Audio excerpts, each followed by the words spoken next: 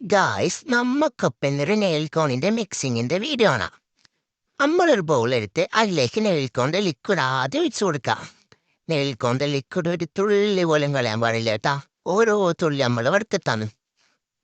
എന്നിട്ട് നമ്മൾ അതിലേക്ക് മൈദപ്പൊടി ഇട്ട് കൊടുക്കുക. മൈദപ്പൊടി ഇട്ട് കൊടുത്തിട്ട് നന്നായിട്ട് മിക്സ് ചെയ്ത് കൊടുക്കാം.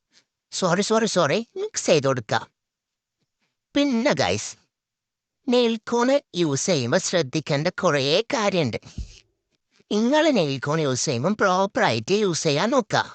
അല്ലാന്ന് വെച്ചാൽ നിങ്ങളിപ്പം ഒരു നെയിൽക്കോണ് വാങ്ങി അത് നെയിലിട്ട് ഒരു 2 മണിക്കൂർ വെച്ച് റിമൂവ് ആക്കി കഴിഞ്ഞാൽ നിങ്ങൾക്കിപ്പോൾ നമ്മളെ റിവ്യൂവിൽ കാണുന്ന ആ സ്റ്റെയിൻ കിട്ടണമെന്നില്ല.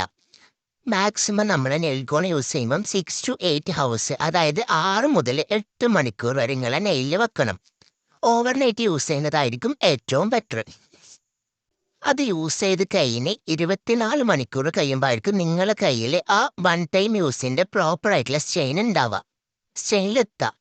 അല്ലാണ്ട് നിങ്ങളൊരു 2 മണിക്കൂർ യൂസ് ചെയ്തിട്ട് കളഞ്ഞിട്ട് നിങ്ങളെ നെയിൽക്കോണ് തീരെ പോരാ, നെയിൽക്കോണിന് സ്റ്റെയിനേ ഇല്ല എന്ന് പറയുന്നതിൽ ഒരു കാര്യമില്ല.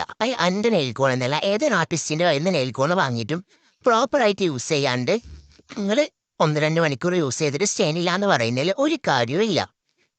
അപ്പോൾ ഇതാണ് നമ്മുടെ നെയിൽക്കോണിൻ്റെ സ്റ്റെയിന്.